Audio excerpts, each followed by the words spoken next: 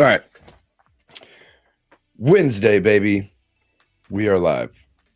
Dark Truth Podcast right here on Facebook and YouTube. Hopefully, let me check something real quick like I always do. I'm going to go to my page and share this in some groups. And if anybody is watching, I don't think anybody's watching yet, but we're going to get this thing popping. Does not look like it's popping up on my, on my Facebook. So we'll go to the Dark Truth page and we'll do that one. But yeah. Welcome to the show. I have a special guest on today. He's been on a few times to talk about tinter battles in the past. So, you know the drill. We're going to go ahead and do it again because it is coming up soon. And if you didn't know, now you know. So I'm going to get this in some groups. We're going to go here first. I guess. Bang. Share that.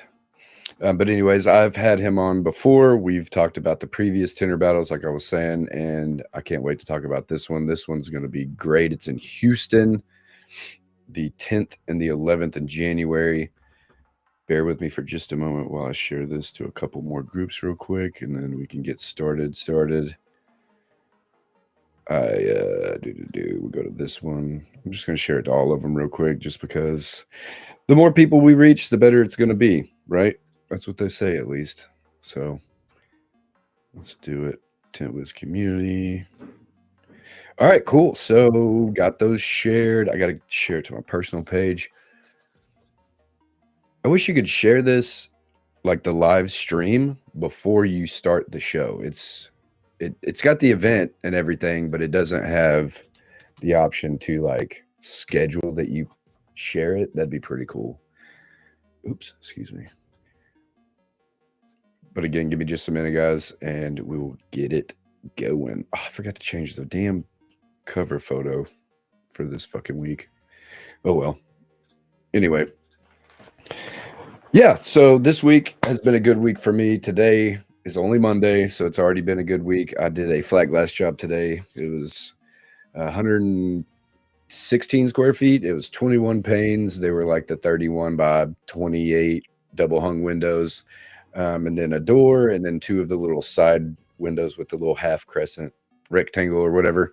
I don't know the technical term. I'm not that into flat glass, but it was a good job. They prepaid last week, so it was one of those. It kind of feels like you did it for free, you know. Oh shit! I forgot we had a chat going on here. What's up, Tint for you, Mother Marion, Dave, Cash? What's up, everybody? Sorry about that. I didn't even pull it up, but finished that by. I started at 9 and I was going pretty slow, I thought, but I got done by noon. And then I had a couple people trying to get in for some auto, but they ended up having scheduling issues. But y'all know how it is when it comes to this industry and how it goes sometimes. So, but yeah, it was a good day.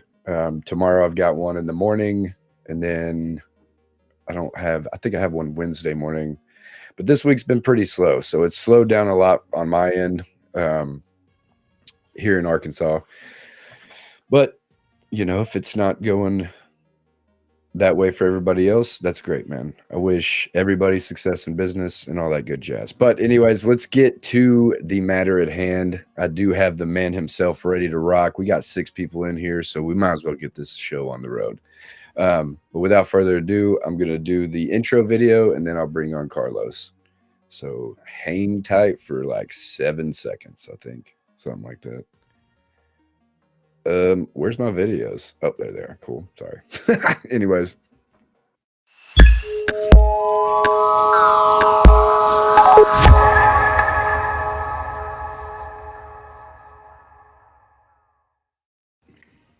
And action. Ladies and gentlemen. That was it.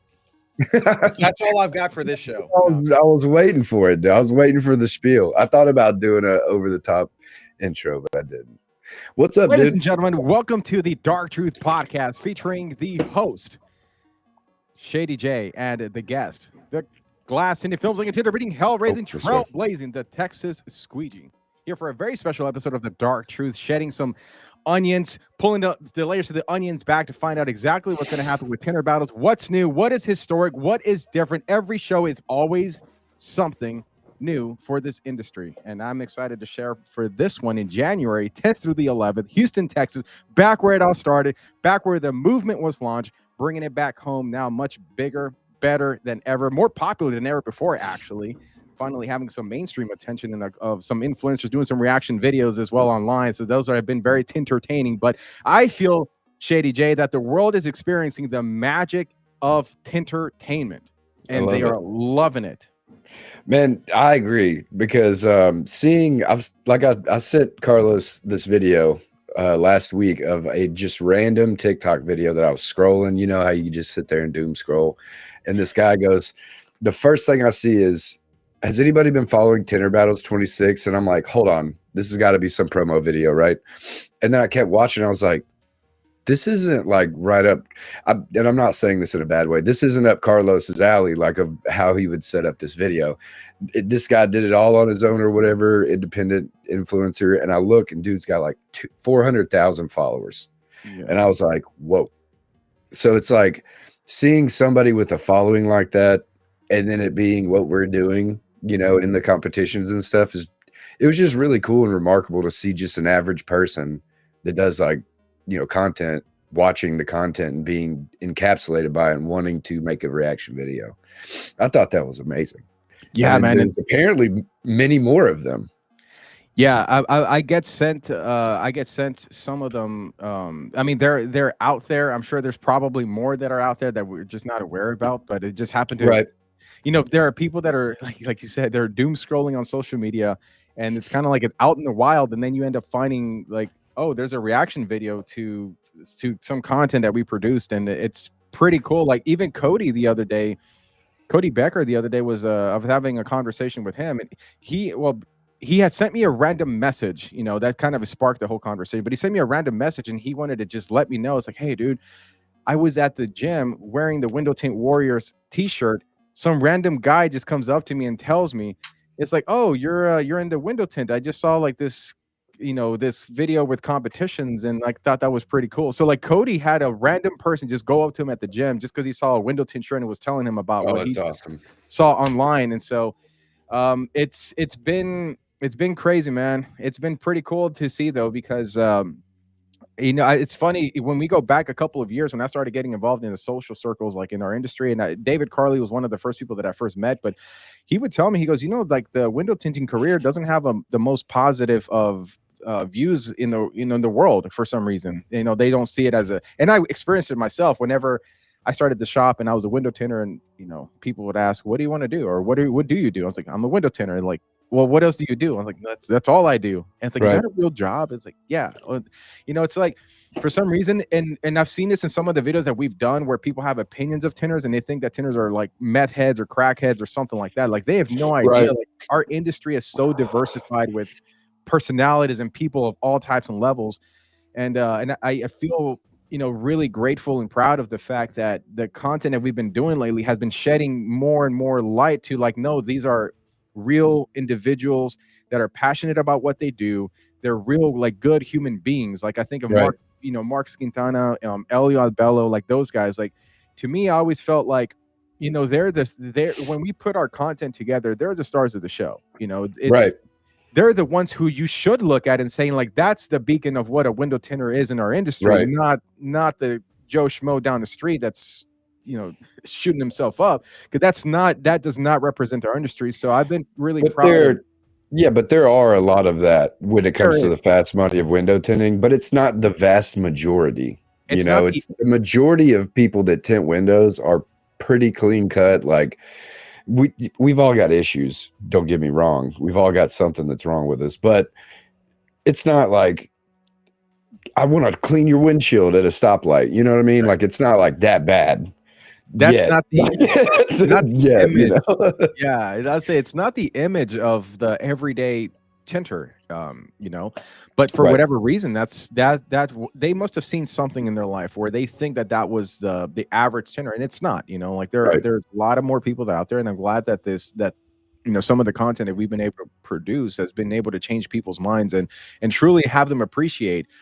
There's even comments too from people that have said, I thought this was easy to do, but last week I tried putting a static cling film on my window. I'm like, this is a lot harder than it looks. And now they appreciate the guys that are doing it professionally. So that's been really, really cool to see, man. A lot of excitement going into January as well. And man, it's just like a rocket that's just taking off, man. And we're just fueling it.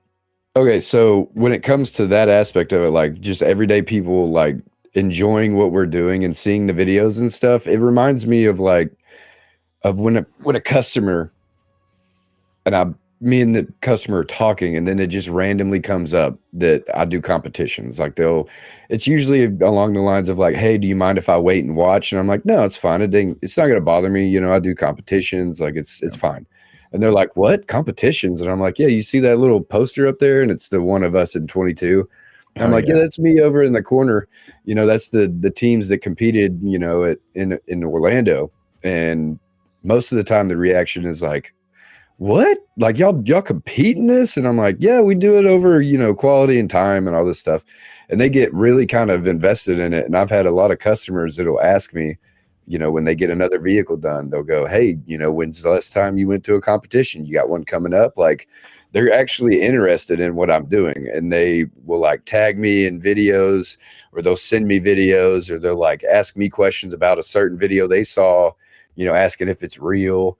The funniest part, or my favorite part actually, is when like I get tagged for like, hey, who's the best tinter around or whatever, or who should I go to that's affordable? They always say, well, this guy does competitions. Not all the time, but somebody will be like, oh, I mean, this guy in town does competitions. So it's kind of like it's a cool thing for people to mention for sure. But then seeing like just widespread on social media, it's starting to take off, is even cooler, no pun intended, but it's just cooler to see like the hard work that's been put in by everybody, not just you, not just Marcus, not the people in the videos, but like the industry as a whole, to be recognized, and for people to be like, this is pretty neat. Like, I like to watch this. I didn't think I'd like this, but here people are going, I can't stop watching these videos, like, holy shit, it's crazy. Dude, the binge watching has been crazy. Like I read through comments, and man, it's a really cool feeling to see how people are interpreting this, because I've been, since Tinter Battles 2021, content has been a lot of the driving force of what we've done and how things have evolved. But man, we have taken, and I say we, I mean the platform, like with Tinter Battles and the fans that show up. We have taken so many arrows, not only from just industry people, but even whenever, like in the very beginning, it started off with a small group that, when you go to one of the shows, you get it, but many times when you don't go there, that's my point all the time. You don't know what to think of it. You just have this opinion.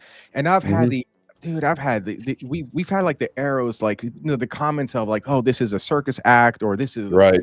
I still remember the days when people were like hating on me because you're making us the laughing stock of the world, and it's just, how? Like, that's my question. How is it a laughing stock?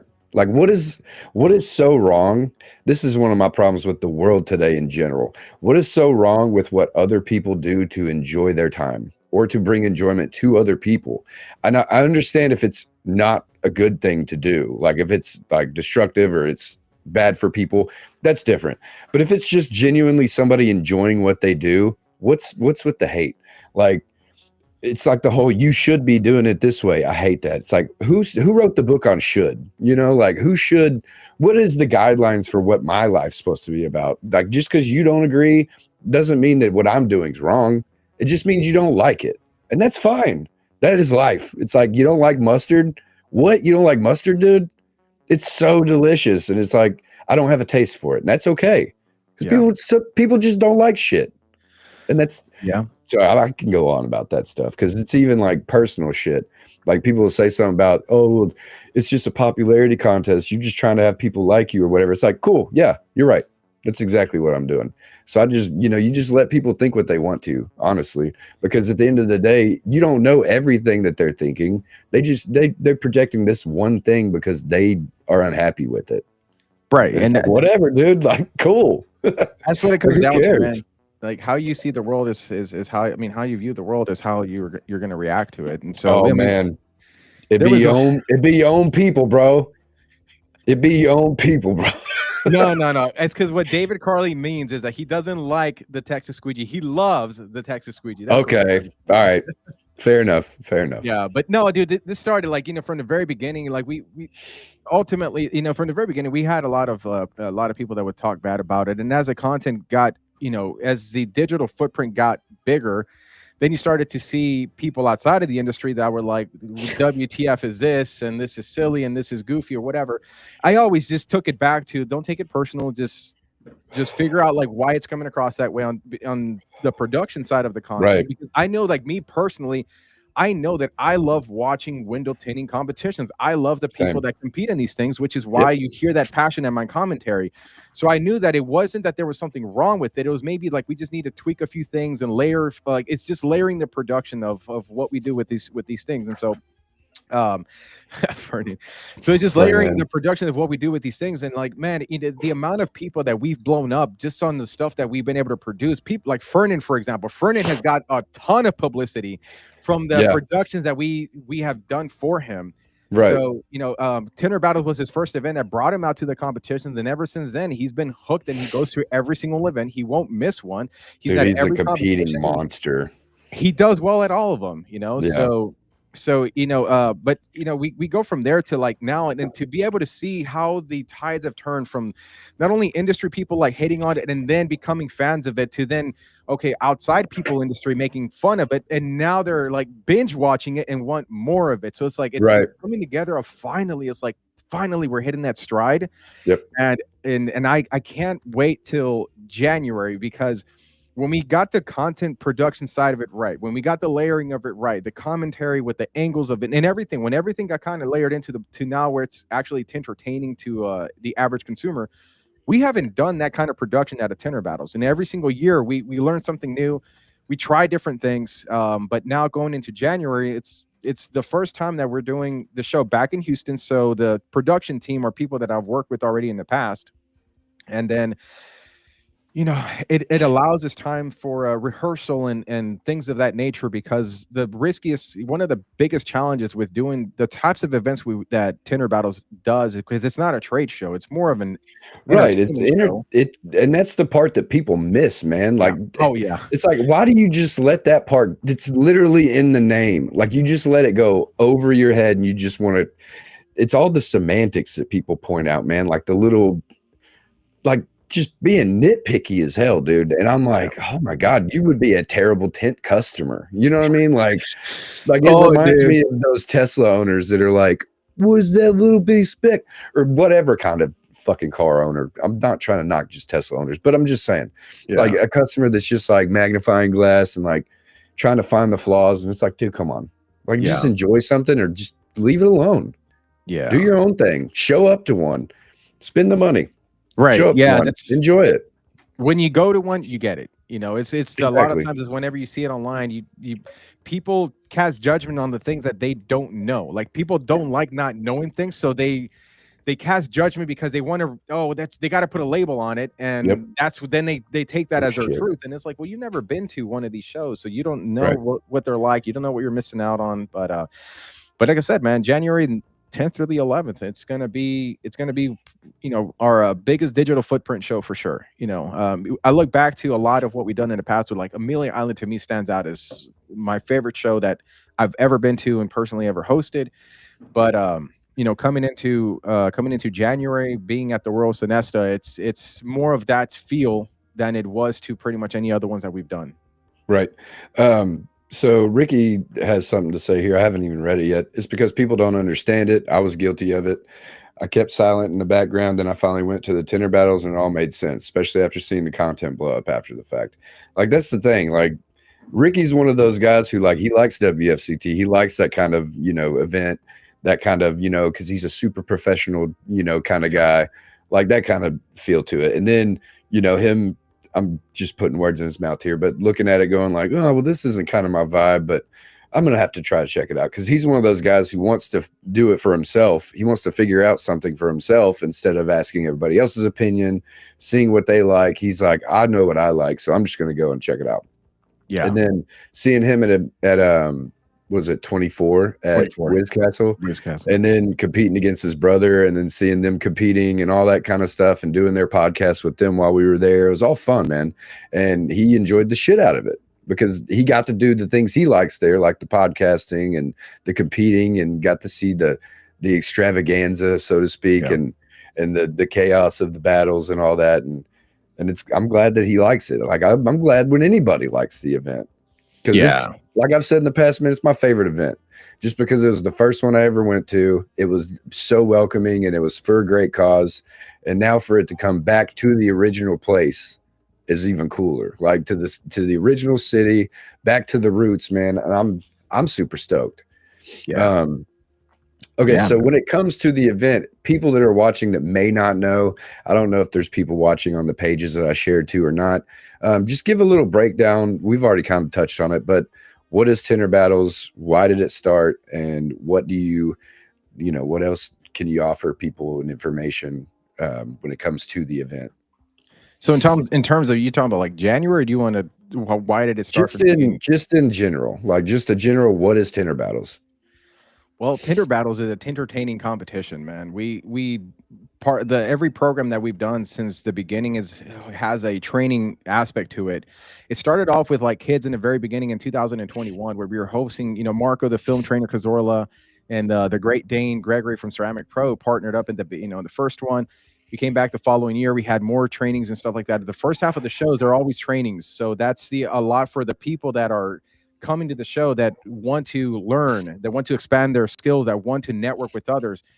Those are the people that are coming into those part of the programs. And so, that's our effort to, if for nothing else, you come out for the entertainment part of it, right? But you leave with long-term relationships, long-term skill sets, long-term, the things that can actually change your life. And we've been proud of the fact that I can look back at certain people's careers that Tinter Battles was their first show, and it changed things for them. I mean, like one person that stands out, there's you, and then one person that stands out from last year was Alicia Yancey, who came to Tinter Battles for the first time, started getting into flat glass, and then now she's crushing it on flat. Hell yeah, dude, that's awesome. Started doing content, so she blew up on social media. Started getting into flat glass. I mean, she's got an entire operation now. Seems like she's taken over the world now. And there's careers that started off that way. Like Fernan was another one. Fernan was a guy that we brought out from the woodworks. Yeah, dude. That was what, Amelia Island. He was his first one, and he just, dude. Ever since then, I've seen nothing but him doing stuff, man. Yeah. And again, like, it's not an arrogance thing to appreciate the things that people have done after they've done something at your event, right? Like, it's not an ego thing, in my opinion. A lot of people have that misconception. It's like, oh, I made them happen. No. The person chose from that moment on, from the event, to do something different. And it took that work for them to get there. And that's what I love the most. It's like, you didn't make me want to do it. I wanted to because I had a great time, and I wanted to be a part of something bigger than just tinting windows. I want to have a good time too. And I also want other people to have a good time. So I'm going to show you why I have a good time. And if you don't like it, I mean, go to something else. Right. And that's the magic of Tintertainment, man. It's like we create those environments for those moments so that it speaks to more than just your everyday 9-to-5 job. We create that environment of community of people that want to do more, that feel they're a part of something bigger than themselves. Right. And we create that, like I said, we create that moment for everybody else. And then what the people do with that experience is all on them. It's kind of like, we bring the people together, we give that experience, we give back the entertainment, but then what they do with that, for some people, it's just like in life. I mean, it's what you do is what you do with what you're giving. So if there's been, like I said, people that come to the shows and they use it as a catalyst that launches them to their next level, and that's been great. And there's others that just come for the entertainment of it and just to have a good time. Yep. One of the things that you and Johnny talked about last show that to me, were like, it felt like a compliment. What Johnny was saying, he goes, it's just Tinter Battle shows are just different because people go there to have a good time. Right, and exactly. There's a completely different atmosphere when you're walking into a space where everybody has this common, like this shared commonality that, hey, we're here to have a great time, and everything is part of the show, and that's what we're like, once again, capturing back at Royal Sonesta coming up on January 10th through the 11th. There is to again, bring that experience out. Let people, let their hair down. It's okay to Right. cheer for your team. If you want to scream for them, go ahead and scream for them. If you want to, hey, if you're seeing a guy that's missing something, like, to me, go for it. In terms of Dude, well, that wasn't Tinter Battles. Never mind. I was just gonna say I got a story, but it's another time for another day. Well, like with the training programs that we're having at Tinter Battles is called the Film Trainer Seminar, and that is having multiple trainers across the industries. There are people that I haven't quite announced just yet, but there are people there are trainers that represent different manufacturers that are going to be there. So, like, if you're not buying their film, you don't have access to them ever. But at Tinter Battles, you can have access to them. And then there's also, we're having trainers there that have, window tinting schools in their own hometown. So whenever people go there, that they want to connect with a trainer, where if you want to, in a way, like if you're a window tinter that wants to expand into PPF or expand into flat glass, or like learn how the business of flat glass, at Tinter Battles, you'll be able to have that opportunity to pretty much you can network and get basically free advice, man. That's one of the best things too, is everybody's so open at this because they're having such a good time. There's no reason to spoil it by being like, I'm not going to tell you anything about that. It's like, oh, well, might as well share it. And that's the type of trainers that we select on. I mean, it's not just, I don't just bring anybody into the floor. It's like, I bring people that to me are leadership worthy, people not that I feel, but like people that deserve that spotlight to influence others, because the generations of today influences the generations of tomorrow, and so on and so forth. So being able to put, those kinds of people in positions of influence is very important to me. So that whenever you have attendees that are coming in for us, man, we bring a lot of new people in the industry to event spaces, people that have never been to any other shows, where like their first show is Tinter Battle. So to me, it's a personal goal for me to make sure that their first experience in the industry circles is positive and good.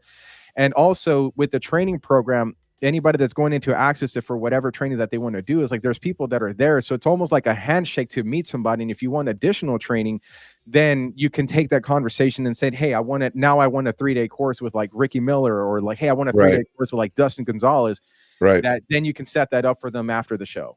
Yep. So that's to me, the other thing is that the one thing that doesn't really get talked about is that with the film trainers, as part of being Tinter Battles, man, you get one ticket and it gives you access to pretty much to it all. It's a full access pass.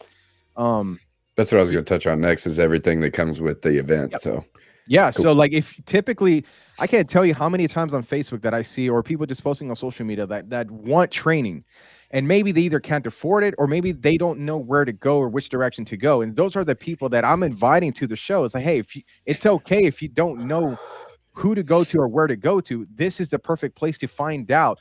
If you want to go with the Autobahns guys, if you want to go with GeoShields guys, like, this is a place to meet these people and figure out who's going to be your best fit, whether it's for you as an installer or you as a business. And that's the part that I feel like should be talked a lot more. We're talking about it now, but that alone to me is worth the price of admission, just to be able to get access to those kinds of people. And let's talk about it then. Let's go deeper into it. Who do you have for training this year? If you can divulge that, you can. If not, we can save it. Yeah. If you want to drop hints, we could drop hints. Or if you just want to say which brands or which companies or whatever. Yeah, there's people that I haven't announced, but I'll just go ahead and announce them now. There's so many. There's so many things that are happening with the show that it doesn't really make sense for me to be like, no, let's hold off until we announce it. Like, it's might as well just put it out there. So obviously the obvious one, Marco, the film trainer Cazorla, is going to be there training on the ground floor. So there's a lot of people that want to train with them. Marco's not a trainer anymore. He does have that ability. He's still a grade A badass trainer, but he doesn't do it full time anymore. So people that really want to train with him, you can get access to Marco, the film trainer Cazorla, at Tinter Battles in January. Nice. Roberta Rodriguez is another one. We haven't announced her just yet. We will, but you heard it here first in the Dark Truth, and this is a dark. This is not a dark truth, but it's a truth nonetheless. It's a bright truth. But Roberta will be training there. She is the owner of California Tint Academy, and she's crushing it over there. So I've seen a bunch of her content on Instagram, man. They do tons of videos, man. Yeah, so she's going to be there on the floor. She's the director of the Film Trainer Seminar this year. So she's going to be on the ground floor. She's going to be handling a lot of stuff. We're going to be working with certain schools to bring in some of the high school students that may want to get some technical training as an introduction to this industry. And, for those who, hey, maybe college is not your best fit because maybe you're more of a hands-on guy. Right. And this is a perfect opportunity to find out whether it is or it's not, Yeah. And there's other trainers that we're going to be releasing soon, that are representing. You only get two. You only get two today. All right. That was 2 free ones. The next one costs. Well, there's one that I already announced, which is Ricky Miller. Ricky's from Born to Tint Academy, former world champion, multiple former world champions. Yeah. Yeah. Dude, that's all. I need to do his because I've been starting to get a little more flat glass, and I'm confident in my skills. Don't get me wrong. I actually am opting out of the flat glass comp because it's just, I'm confident enough to do it. I just don't think I'd win. Like, I don't think I'd come close to winning. I'm decent at it, but I'm not that great. Maybe, but I need to do something with Ricky while I'm there at least and be like, all right, man, I'm gonna show you how I put on a window. And if he's like, cool, you're good, I'll be like, sweet. And if not, I'll be like, what do I need to change? Like, tell me what I need. Man, 5 minutes with the right person can change your trajectory into how you continue developing. I mean, like, I know, and I speak from this, like, a lot of the things that I do with these shows, they come from personal experience, and my personal challenges that I try to alleviate for a lot of the newer guys that are involved. And flat glass was one of those things that evaded me for years because I either didn't know the business of it, and I couldn't really understand how do you put a window tint on a 10-foot tall window when I'm used to doing car windows. And just learning how to reverse roll, that alone changed it for me. Or knowing that, hey, you could pull seals out and it takes 2 seconds. Those are the kinds of things that then that can propel somebody forward and really have that growth period. And just, hey man, a couple of minutes with the right person can really change. Or something as simple as like cutting the corners, like on deep seals. Like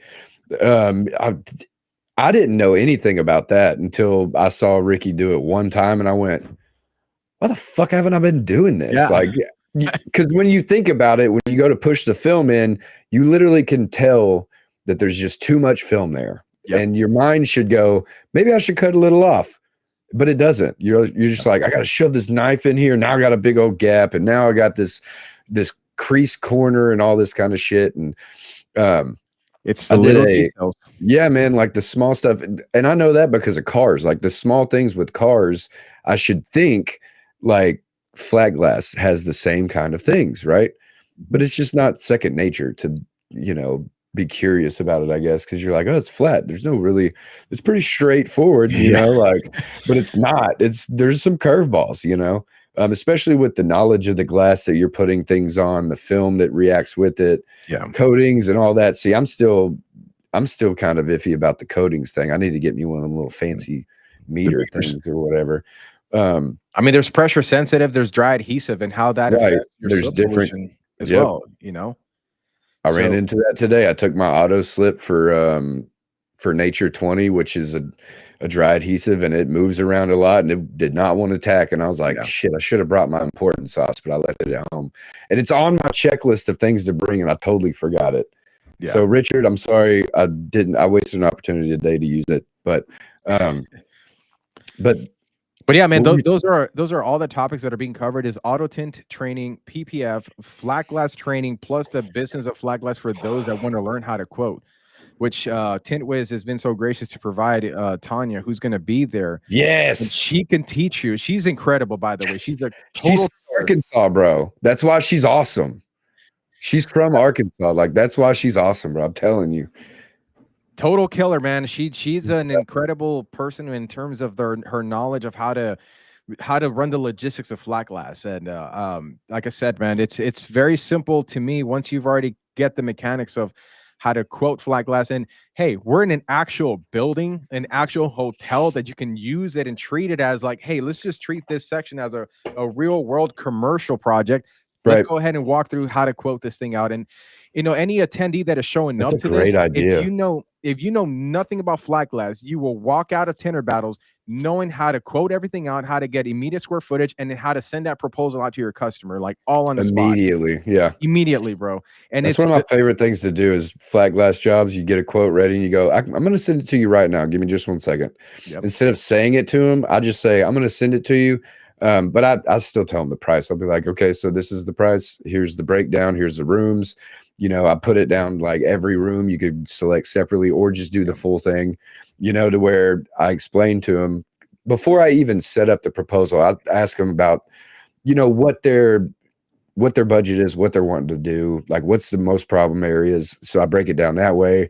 And then most of the time they just go, well, let's just do it all, because of the way that I approach it with that type of, confidence of like, here's how I do it. This is what I'm going to do. And I started out going like, man, it could be like this much if you do this one. And then it's like, if you do this part, it's this much. And it's like, I don't know what you really want. Like, I didn't know what the hell to do. And then I want to say it was just talking with people that do flat glass. Of course, Eric helped me, because Eric's always up for giving information. And he's like, whenever you go to a house, do this, wear booties, do that, bring the iPad and all this kind of stuff. And like today I installed with booties on. I went to Walmart, forgot I had them on. And I was in there like, oh shit.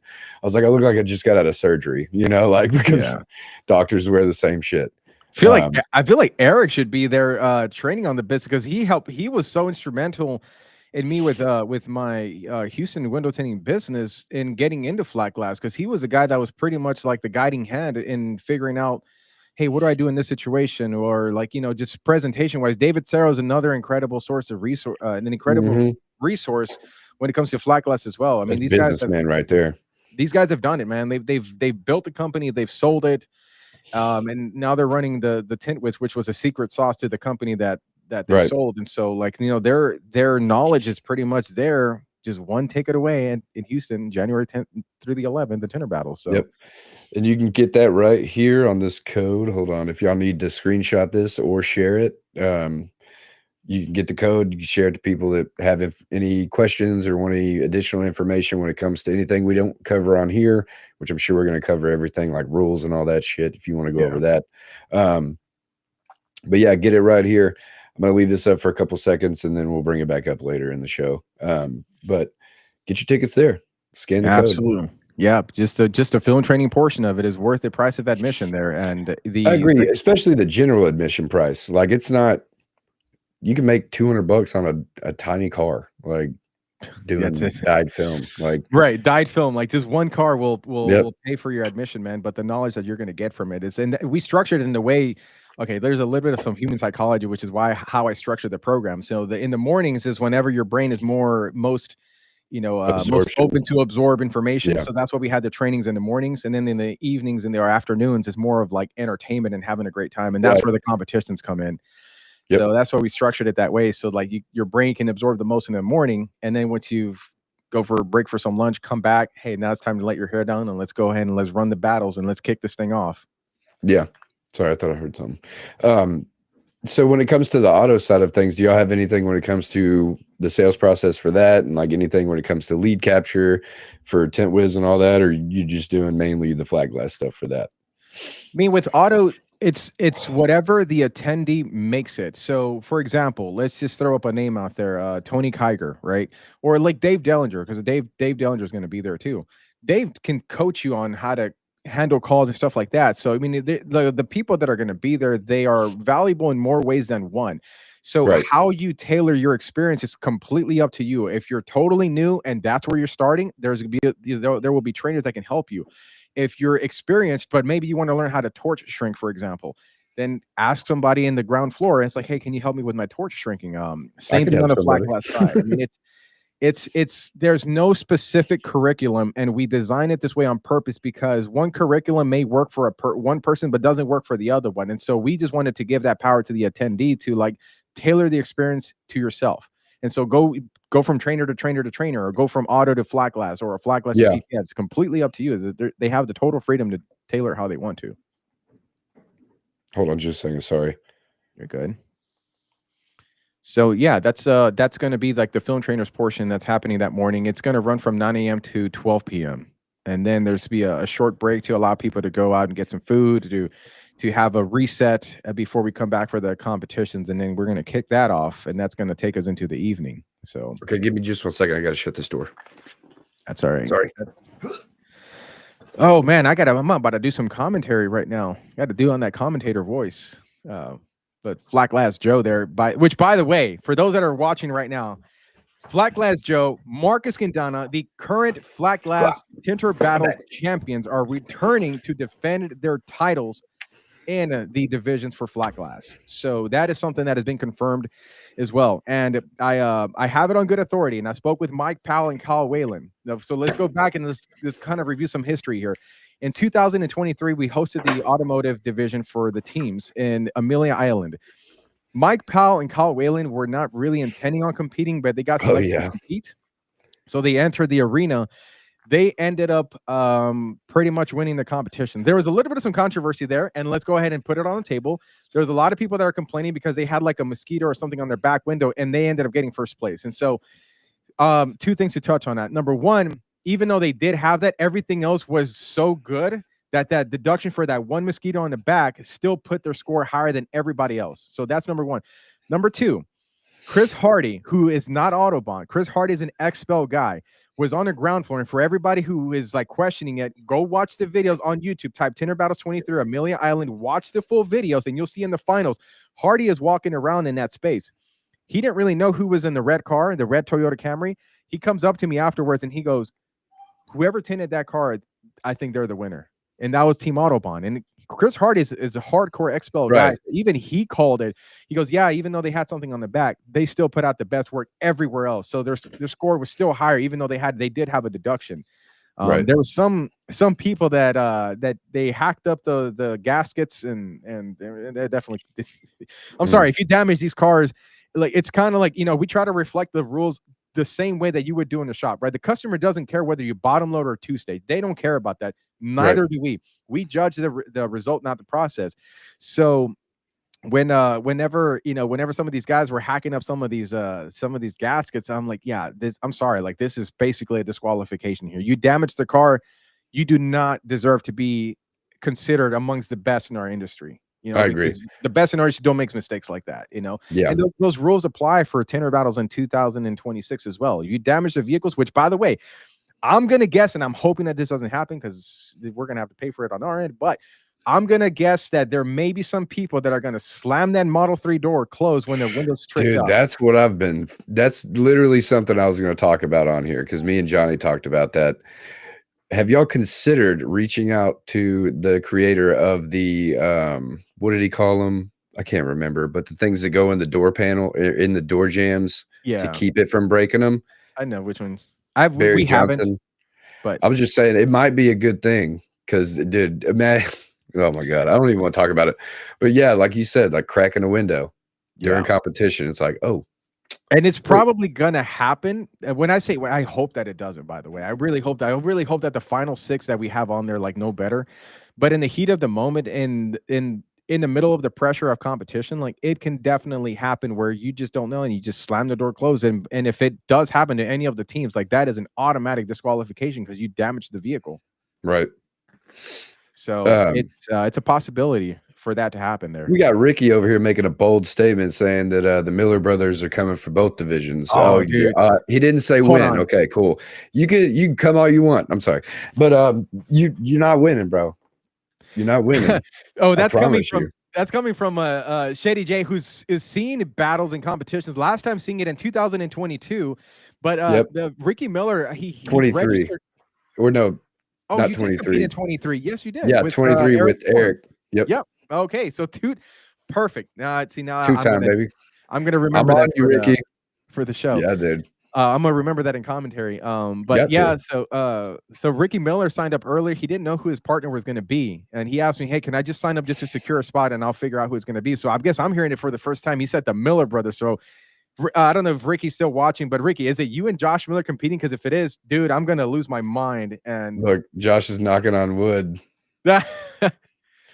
If they I come out think to this so. thing, dude, like here's the thing: anybody that's watching, and I told this to Johnny Blades a couple days ago, anybody that is watching, if you're gonna compete, bring the energy to the ground floor. We will match it. We are here to not only we're here to not only create a crazy good experience for everybody, but we're putting a level of production behind it, what we're doing that is gather tens of millions of views. I mean, so the more that you bring to the floor, the more that we will match that energy and create an awesome experience that's going to be talked about for generations. So if you're watching this, bring your energy to the floor and I will match it. I might have a guy that you've never met before show up, but we'll see. Okay. We'll see. I mean, you've seen him, but you haven't met him in person. The Just put traveling it that tinter? way. No, but I really want him to go. I want him to go too. I've talked to him. I've tried to talk him into it. I told him before y'all even met, I was like, dude, you got to meet Carlos because his energy is just like yours. And I told him, I was like, bro, y'all would be like best fucking friends. I don't know if you watch his videos or any of his lives or anything, but he's got the announcer voice on point. Like he has this process that he does for his training for Geo Shield, and he's been doing it for years. Dude's awesome. I love Brent. Me and him talk on the phone every couple days. Hopefully he'll be there. He said that he's going to try to be there. I think he might be going on behalf of GeoShield. And when I spoke with them, I was the one that actually made the suggestion to them, and I said, hey, I haven't really seen a lot of traveling tinter stuff, but every time I see him, like man, bro, it's like it's kind of like I know what you're doing because I see my efforts in what he does. He's got a look to him. He's branded himself. When the few times that I've popped into his lives, I just like this guy's got a voice for the mic, and so he's been a person that I've been very interested in learning more about, and hopefully he comes out. Man, if he comes out to Tinter Battles, I would love to work with him in some way, shape, or form. Man, I kept telling him, I'm like, dude, you need to reach out to this guy because Tinter Battles is great. He does all this amazing commentary, and I'm like, dude, you've got it too. Like, do it. Like, just go do it. Like, at least try. Right. But dude, he's a little over the top during his lives for me. I'm just kind of chill whenever I do my lives, but he's always in that character of high energy, and he's ready to go, and he's gung-ho, and he's happy, and he's just a grinding dude. Like, he's a great guy. But no, I was just kidding. I was talking about my my Shade Tree Joe character. Like, I might bust out the mullet and the sunglasses with the cutoff flannel. That was with you and Billy Murray, huh? Yeah, dude. That day was such a good time. No, David, not replacement, teammate, bro. You need to add him to the squad, is what you need to do. No, there's no replacing David Carly, man. There's no replacing him. No, he's him and I, man, we've really come. I think like we've really hit our stride, especially this year, because earlier, so it's funny how he even became a commentator in the first place was out of necessity, and challenge just uncovers opportunities for growth. So last year at Wiscastle, I was on the mic and I was pretty much doing solo commentary. During heat shrink battles, we were noticing that it was taking a long time to reset the teams, so there was kind of a lot of dead spot. Right. And to try to fill that in with some kind of form of entertainment, David Carly started stepping into that role. He started doing sports style interviews.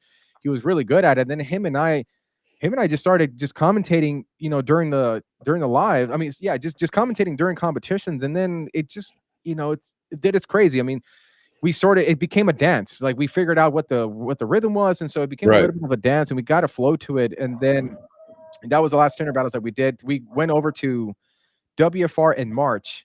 Him and I, we got linked up again on the commentary, and it was such a blast, man. Like, I didn't think I was going to enjoy WFR personally. I didn't know. I didn't know what to expect, and so I didn't think I was really going to have a good time. But whenever Marco and David Carly linked up and we started doing content, what I really appreciated with WFR was the level of freedom to entertain in a way that there was no restrictions. It was like, hey, you want to go do something, like, we trust you, grab the mic and do what you need to do. Right. So whenever I have that kind of level of freedom to explore and try different things, man, it created for a lot of very magical moments. Tintman Cam blew up with the video that we produced for him. Sean G, Tintman, fucking David Carly had that pizza flip reference, which I didn't know was a real thing. And so Carly and I were going back and forth with this pizza flip thing. And so that ended up blowing up on social media, brought Sean G a ton of publicity. It created for a very great moment. So after we left, man, WFR to me, when we produced that content, Marco and I, we went back into the hotel and we started to watch it. I'm like, let's just see what we ended up getting. We started to watch it, and both of us found ourselves just watching, like literally just Right. watching. And I looked over to him and I was like, was it just me, or was I like actually entertained by this? And he goes, no, Right. dude, like this is pretty cool. I don't know if it's just me either. We posted it online and it wasn't just us, man. A lot of people really enjoyed it. So Right, and you'll never know if it's just you that likes it until you do something like that. That's another thing, is like stepping out of your comfort zone with just posting stuff. Like, yeah, that's why I like to go live, because for one, I don't get a redo, for one, and for two, it's really fun interacting with people while I'm working whenever I have nobody around to talk to. Like, it's nice to, instead of just jamming out, listening to music. Love doing that too, don't get me wrong.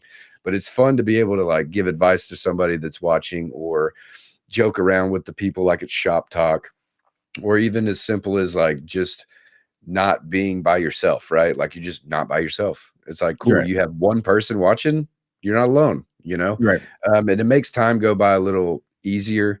It definitely slows me down when it comes to getting work done, but at the same time, I'm not super swamped and busy. So like, just putting yourself out there in some form or fashion by making a video, you're not going to know who gravitates towards that until you do it. You can predict like, oh man, maybe these people will like it. This group of people will like it. So I'll make this kind of video. And then you can start targeting what you want, who you want to see it with your content. Yeah, Because then you see what works and what doesn't work and all that kind of stuff. And you'll never know unless you just give it a shot, man. Like, there just was try. a like what was pretty cool is also like the getting people behind some of the tinters. So like one an internet sensation, what I've been calling him the tinternet sensation, is Marcus, for example. Like with the content Right. that we recently put out with him, dude, it's crazy the fan base that he has actually has. So his video, like on Instagram, is reaching 26 million views. On TikTok was 20 million last time I checked, or somewhere in that range. But when you look at the comments, it's that a lot of people are liking the guy. I mean, and it's something that whenever he competed at Tinter Battles 2024, that he had a specific look to him. He came out with the mohawk, and for me, I was like, dude, he's got a look to him, right? So for me, with what I do, with which, for me, I feel like I add a lot of the seasoning, the flair behind the substance is a person and what they're doing, but I come in there and I flare it up and make it entertaining. Right. With him, when he had that mohawk, I knew at the time he's got a look to him and he's got a personality and he has a passion to him. Like, those are all the marks of a Right. person, of a personality that people can get behind. When we posted him from when he was competing at WSCT, he ended up getting a huge fan base, and a lot of his Mohawk fans, guy. the Mohawk guy, a lot of his fans were going to some of the other videos with other tinters, and they were saying like, yeah, this guy's good, but I'm still rooting for Mohawk guy. Right. So that was pretty cool, and I'm excited for him to come out here, back out now, because now that I see what fans are responding to, it allows me to get and commentate behind, or David and I. It allows us to color commentate behind that person, to truly put them over, elevate them, put them in such a positive spot that other people are like, that's my guy. I want to go with him. I love this guy. And so that's what one of the things that we're excited for Tinter Battles in January is like the breakout stars, because we've had them. And in my opinion, like you were one of the guys in 2022 that I kind of saw as like, like a breakout star, for example. But yeah, except I fucking didn't finish my car. but I mean, it's what you did with it, man. Like you took it somewhere. Like you've got Shady J, you've got the Dark Truth, like you got a brand behind you. And so, right. It's pretty But cool. also, okay, I will tell you this though. Whenever I didn't finish that car, I literally made it my fucking goal to go back and compete again. And I didn't make it into 23. I didn't make it into 23. And I was bummed, dude. And then Eric comes up and he goes, hey man, I don't have a partner. I got qualified to go to the finals. Like, you want to team up? And I go, fuck yeah, dude, let's do this shit. I was like, I got to get this fucking thing done. And I was like, it's a Camry. I had a year to get better. And we spanked its ass. We didn't do as good as I thought we would. But we didn't have enough time to redo what our mistake was. And so we just kind of ate it and we were happy with it and turned out the way it turned out. So, but yeah, it was like one of those. 22 was I had a problem with my partner that year and there was a big issue with a bunch of stuff, but turns out that it just wasn't meant to be, right? The car died, we couldn't get it jumped. I had to rip a window off right towards the end. We didn't actually somebody didn't finish one window and we were finished, and I was like, what the fuck? Like, I was like, all right, well, I guess that's that. And I ain't gonna lie, dude, I was mad. I was mad as hell. And then now that led me to want to do the next one, but then it turned out to be flat glass, and I was like, damn. I was like, all right. I was like, whatever, dude. I was like, I'll catch the next auto. Man, so now now I'm gonna try to do something with this one. Yeah, dude. So, like, speaking of competitions, we can segue into that. So this year we're running 3 different divisions, and there's been a lot of questions with them. You know, because 2 of them are teams divisions, and the other one is a singles division, which is a heat shrink battles. But you know, starting with the automotive one, the exciting part, you know, what we couldn't do it at the previous Tinder battles because of the limitations of the space of that venue. We couldn't bring in the amount of vehicles that we wanted to in order to bring back the automotive division. So we changed the program to like, hey, let's explore the world of flat glass and let's add, you know, a sprinkle of tintertainment to it. And that's what we did. But going into January of 2026, there was a you know, like there's more space now. So I was really excited to bring back, because I've been getting the question for years now, especially from Mike, is like, hey man, are we ever going to defend our titles? Like what's going on? So when I can finally answer that, yes, yeah, if you want to, you have an open invitation. I told Mike and Kyle, but in my conversation was with Mike Powell, I said, look, if you guys are willing to come back and defend the titles, I will save you a spot in the finals. You don't have to go through the prelims. Right. You have a spot already in the finals. You're the defending champions. Everybody else is clawing to knock you guys out. And so he agreed to it, and he was like, let's do it. So I'm like, perfect. 3 years in the making. They haven't defended their titles in 3 years. So January. Shine those belts, boys. I'm taking one home. January 10th through the 11th, they're going to be returning back to the battlefield, and they're going to be defending their title. So now to speak a little bit on the automotive division, how we have it structured, we have 6 Tesla Model 3s. Now we chose a Tesla because Teslas have all exposed edges. So in my opinion, it is much harder to hand cut one of those windows than it is to hand cut a framed door, because you can hide your edges on the side. Right. As long as there's no light gaps, but you can't really get counted off if if your edge is jagged because it's tucked behind and it's hidden. So I really wanted to have a vehicle that was tough and challenging in more ways than one. So the fact that there are exposed edges on a Tesla, to me, like that's that's going to open it up to a whole bunch of people filing and shaving, and who's got the better file and who's got the better shave. Filing, we got to be careful with the filing, because a lot of Teslas will have chips on the glass, and once you hit that file, that's true. That's true. So for that reason, it's like, okay, we're not going to allow files, but shaving is perfect. Like, you can shave all day long. You know, shaving is not really going to like chip the glass. Right. It's not going to mess it up. Right. So in the prelims, day 1 is all preliminaries. You know, we're taking in 12 teams. Each team is divided by each side of the car. So you have a passenger side is one team, driver side is another team. The prelims task is they'll have 30 minutes to install both of those windows. And then the highest scores, the highest 5 scoring teams are going to advance to the finals, you know, joined by the champions to make 6 teams on 6 Tesla Model 3s. By then, they'll have an entire hour to do 4 doors, full back window, and quarters. And then the highest score of that round is going to be crowned the champion. So we'll see if it's and still Team Autobahn or and new somebody else. Right. Damn it, I just had a question and I lost it. Oh, okay. So I wanted to clear up something that I saw on the website when it comes to purchasing tickets. So tickets, it says quantity 20. That means you said 12 teams, right? So if there's 20 tickets, that means that it's 24 overall or 20 whatever overall. Okay, so that's 2 tickets. All right. I was confused. I thought there was going to be 20 teams. I was like, damn, dude, we upping it now already?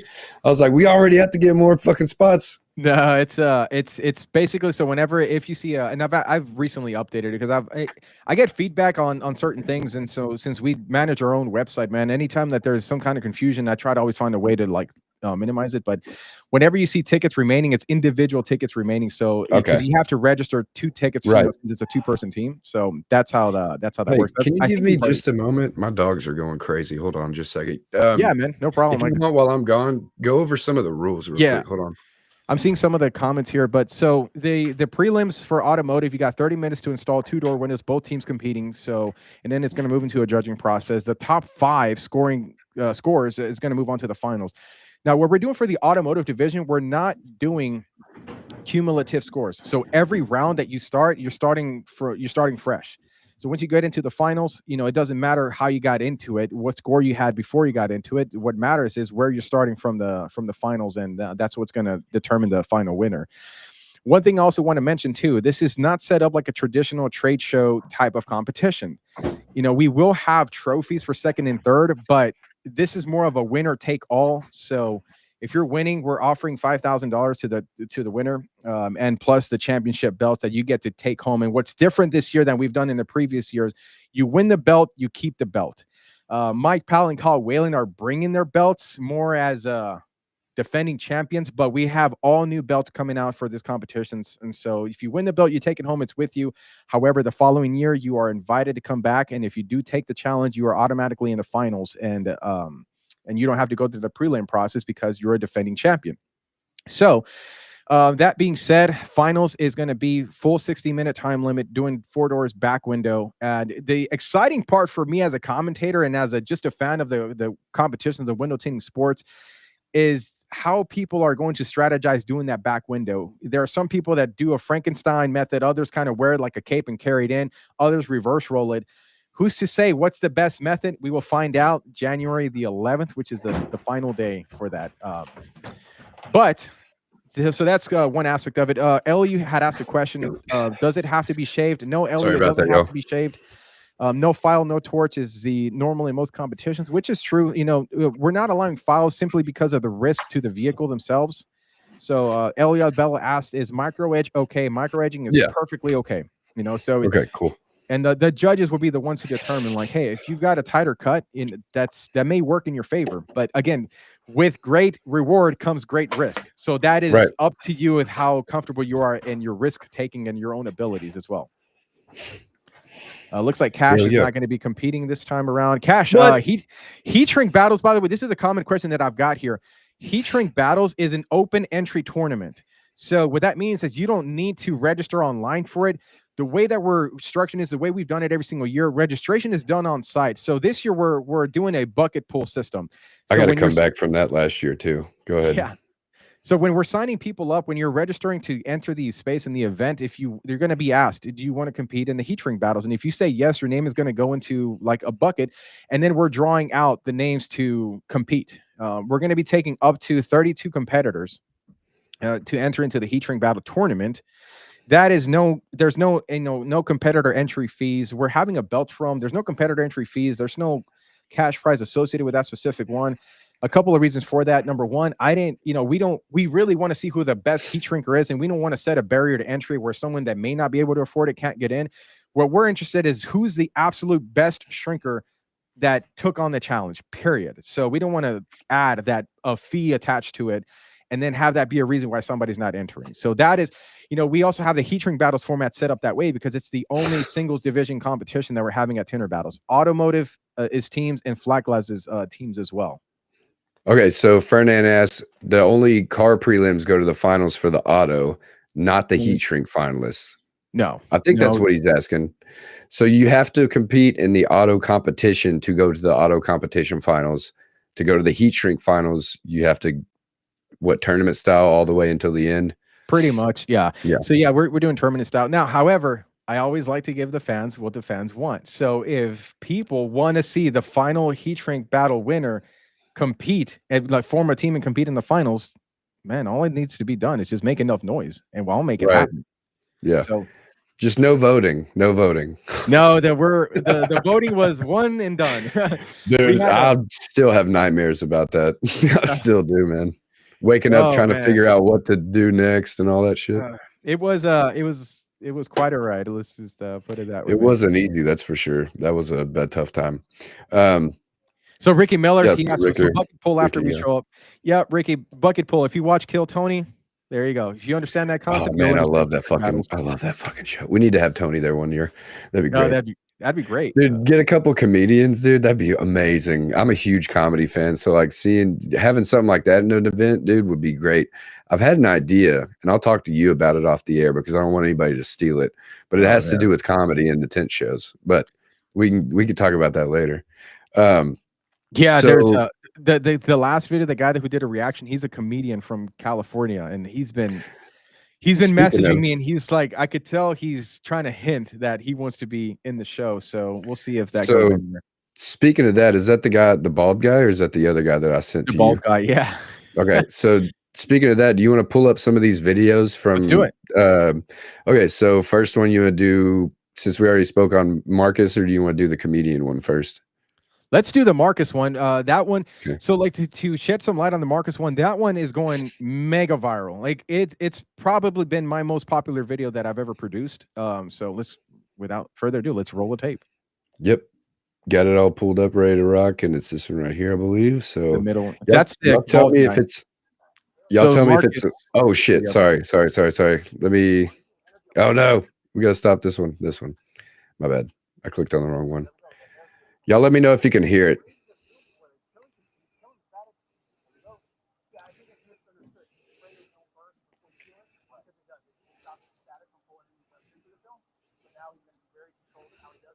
Dude, this is, man, it's cool watching this back and seeing some of the comments. I can't hear a ton of stuff, so on my end it sounds pretty quiet. So I don't know if I'm interrupting. Y'all let me know if you can hear it. Yeah, because I could talk over. So what I was, my perspective from being a commentator for this, but I've seen a few windows done. Yeah, so people can't hear it. Okay, cool. I mean, it is what it is, bro. Like, so what? Damn it! I thought I had it locked in, bro. Damn, fucking piece of shit. Yeah. Anyway. But yeah, so like Marcus was able to go in there, and like, man, the way that we filmed it and produced it, it's truly captivated in a world that brought a lot of awareness to what we do in our career field. So Marcus was almost like the perfect talent, to have on camera, because he just had a look, and he's such a humble person too, man. I thought, by the way, I thought him and Joe had beef, because I heard it through the grapevines that I'm like, hey, you might want to check in with them to see if they want to come back to Tinter Battles, because I don't know if they're getting along. And I went to Marcus and I asked him, I was like, hey man, are you guys in for the flagless battles returning? And he's like, yeah. And I was like, you okay with Joe? And he goes like, yeah, dude, I don't know what happened. People were talking, and I'm like, oh, thank God, like I wanted to see them come back. I'm a huge fan of both of them, especially like Joe. Flagglass Joe he's got such a personality to him. And what was quite interesting this past year at WFCT was that the current Tinter Battles champions, they competed against each other as opponents, and they took second and third place. So, dude, like, if you thought their victory at the Flagglass Battles in 2024 was a fluke, there is no fluke with these guys. They're like a real deal. And that's my thing, is like, that's another thing. People think that you have a story written like WWE, to where you're rigging the competition to where you want these people to win. It's not the same. It is literally a competition with entertainment. Like, it's a combination of the two. You take what you're given, people win, people lose. And then whatever it is it is. Like last year at the Flagglass Battles, it was so close in the finals that you did a fucking face-off, and it was insane. Yeah. That was probably one of the craziest finals of any competition I've ever seen. There was people yelling at this side, there's people yelling at this side. They were sweating their ass off. They were focused. They were hype. Yeah. Marcus and Joe were lasered in. They were just talking to each other. Cedro and Bruce were getting all hype, shaking the window and all this other stuff, man. Like, that was crazy cool. Yeah. And then to see how close it came to the winner, and then the explosion whenever it happened. Like, it was just a great, great show. And the way that it went down was just perfect. Yeah, I remember, man. That's to me, like, because I'm an entertainment guy. So it's funny how a lot of the comparisons get made to WWE, but it's really not, man. It's more like UFC, in my opinion. Right. Because when it comes down to it, it's as real as a competition can get. Number one. Number two, you have so much distractions around you, so the pressure is on. You have cameras, so I mean, if you're messing up, and this happened with Eric Moore. No, Tim Johnson. It happened with Tim Johnson in 2023. Like, if you mess up, this could be the video that gets viral views, and that kind of pressure is different, bro. And I've said it, I've always said this at the beginning in terms of doing competitions. To me, it's easy to focus when everything is quiet and you can tune the world out. No But way. try doing Hell that. no. Try doing that when you've got tons of pressure and tons of Right. distractions around you. That to me is more of a true test of I'm a the opposite. professional.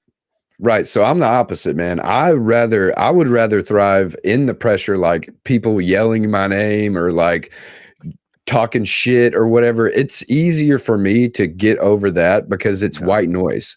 When it's completely quiet, I panic. I'm like, I got to get the fuck out of here. You know, Yeah. I got to put in a headphone or something because I can't. The quiet makes my brain just go haywire. Like Yeah. hearing people Me too. cheering pumps me up. Like I'm Yeah. like, all right, cool. We're in the shit. Let's do it. Just because Yeah. I feel like it's because I played sports. You know, like if you grew up playing sports or you grew up doing something that was kind of hard, like you know that feeling. Like you know the adrenaline kicks in. You know that you're going to be able to do what you're supposed to do because you've done it so long, and then muscle memory takes over. But then you also have to slow down because that energy is so high. You don't want to mess up, right? But dude, the whole getting hype with people, especially at the end of the flat glass last year, I was sitting there screaming my head off, dude. Me Just too. cheering everybody on, man. And then like to see them shake hands after it. Like that, Yeah. it just as simple as that, man. Fierce competition, but great sportsmanship. And it's not a sport, whatever. Great tintsmanship, whatever you want to I call it. call it a sport, bro. Like, see, life is what you make ESPN it, 8 man. the Ocho, baby. Here we come. Life is what you make it, and that's what I bring to these shows. It's like it is to me, it's a sport, and that's how I lead with it, and I produce it that way. Finally, the world now finally sees this thing as a sport. Some make fun of it. The majority of it fucking love it. But that moment at the end of Flat Glass Battles last year for me was like one of the most hyped moments in any event that I've ever been to as well, because Yeah, man. it's the audience coming alive. You know, Cedro to me is such an incredible energy, dude. to So have humble and so loud and so funny. Like, dude is hilarious, man. He is so humble outside of competition. But once Right. that timer starts and it's battle, it's like he's got a Viking DNA that just like comes to life. He's one of my favorite competitors to watch because like the more that I've worked with him in terms of commentating on what he does, and the more that he's familiar with what I do, it's that energy sort of meets together in the middle, and it creates for an awesome experience for everybody else that is part of that moment. So, Right. And in terms of flat glass battles, I want to touch on a few things there. So flat glass battles, we're having 15 teams. We're opening it up to 15 teams competing. Last year, the flat glass battles was set up as elimination series. So pretty much whoever installed the tint on the glass the fastest and was ruled an acceptable sellable install eliminated their opponents, and then they moved on. So this year we're doing that same format, but rather than one person competing as a solo, it's the team competing on one window. So how this is going to work is we have the teams that are going to be on standby next to their glass stands, the competition structures. Once we say 3, 2, 1 battle, it's up to them how they're going to roll out the film. Who's rolling it out? Are they doing a reverse roll? Are they going to back roll? Are they air peeling? It's completely up to them how they want to do it. But it's whoever can get the film on that glass the fastest without creasing it, without leaving excess water, without messing up the cuts. They eliminate the rest of them, and then whoever wins each heat is going to be automatically into the finals for the following day. Now, the question that was made in the beginning was, what is different and what is new? What's historic with this Tinter Battles that doesn't exist in our industry? And that is the addition of two things. Number one is residential double hung style windows, because we had them last year, but they were on chains. But this year is part of the structure that we're going to be adding into it. And number two, and this is a big one, security films. Security window films. See, that's why I'm out. But Johnny's got experience, so he may be. See, this is like the fun part for me as a commentator, because now that I know that, I'm like, okay, you're not the security guy, Johnny is. So I'm curious to see how you guys are going to strategize this. But okay, so that's the other thing. Like I said earlier, I'm not going to be doing the flat glass. Oh, right. I think but he is going to do flat glass. Okay. So just take that how you want to. Which, if y'all didn't know, me and Johnny are teaming up. So be ready for it. It's going to be crazy. So with man, I think flat glass, the security part of it, is probably going to prevent a lot of people from entering the competition, which it is what it is. I mean, that's what separates the great from the good, in my opinion. And the reason why we're doing security films, residential plus solar films on the glass frames that we're going to have available is because, to me, if you truly want to have a competition where when you win it, you want to claim like best in the world, the competition has to be tough, in my opinion. It has to be something that is gonna be really, really tough. And so to add a security film into the finals, and add the residential window on top of the commercial glass, it truly tests every aspect. You got solar film on commercial, solar film on residential, and security film. It's a true representation of what an architectural division truly embodies in our industry. Joshua Miller, he's asking, are you putting down 995 on there, dude? No, not for this one. Not for this one. Maybe in a future one we'll figure that out. But there could be just never mind. I was gonna say there could be just a attachment, a glazing one. A glazing competition. There definitely could be, man. But one thing I want to give a shout out to Will Davidson with Johnson Window Films. Whenever we finished the Flat Glass Battles last year, they were the sponsor for that segment last year. So they provided all the films. They helped with a lot of the logistics. So when we came out of that, he was like, okay, Will Davidson had a conversation with me. He goes, I didn't know coming into this what to expect. I just knew that the show was different, but now I get it. Now that I know what we're getting ourselves into, next time you have roll out another one, please come and talk to us, because now that I know the role, we have a lot of ideas that we want to be a part of. And so, hell yeah. When 2026 was a conversation, I reached out to him, and so we were talking. I said, hey, I want to do something different. Every single year we do something different. We add something to the industry, which ends up creating ripples effects, and then others kind of form their own versions. But we inspire a lot. Let's put it that way. So I told him, I was like, hey, I want to do security films. I think it's time that we have that in competitions. I will say one thing, by the way, the barrier to entry with creating new style competitions is creativity and a lot of execution up here, man, because anytime you create something new, a new format, there is no take one and then we'll get it right at the competition. It's like take one is what you see at the actual show. So there's certain things that you don't anticipate until you actually do it for the first time. So, but we've done enough of these to the point where we kind of know what to expect. We know what to anticipate. So, we're doing the flat glass battles. That's the flat glass battles, which, by the way, the people that are looking at the entry fees, all it is just the entry to the event itself. There's technically no entry fee to the flat glass battles because Johnson was kind enough and gracious enough to provide the cash prize for that. So, Johnson is providing the film. They're providing pretty much everything. All you need to bring is just your own tools, and that's it. Like, they're handling everything else. So, flat glass battles will be it's going to be exciting. It's going to be something that's different. Security films is added to it. So, in the finals are having, I don't want to mess this one up. Believe they're having, I think it was 35 minutes to do all three structures. Okay. I don't know what Fernand's question really is because I'm not sure. About shrinking structures? I'm assuming shrinking structure. I think he's probably meaning like, what is the heat shrink battles going to be battled in? And that's the Model 3 windshields. Okay. And Ricky Miller, you said security film is going to be on the commercial. There's two commercial windows. One of them is solar film, the other is security, and then the remaining residential window, it's solar film. So you got two windows that are getting solar. The final one's getting security. Cool. Gotcha. How they choose to do it is completely up to them. Question about the auto, since you said something about Johnson providing all film, do we need to provide film for our auto? Yes. Yeah. Okay. So anybody wanting to do auto, bring your film. So we're going to So reach out to me or reach out to the Tinter Battles account. If you want to have your film available there for use, the only requirement is that supplier, whoever is going to be there, that they support the show in some way, shape, or form.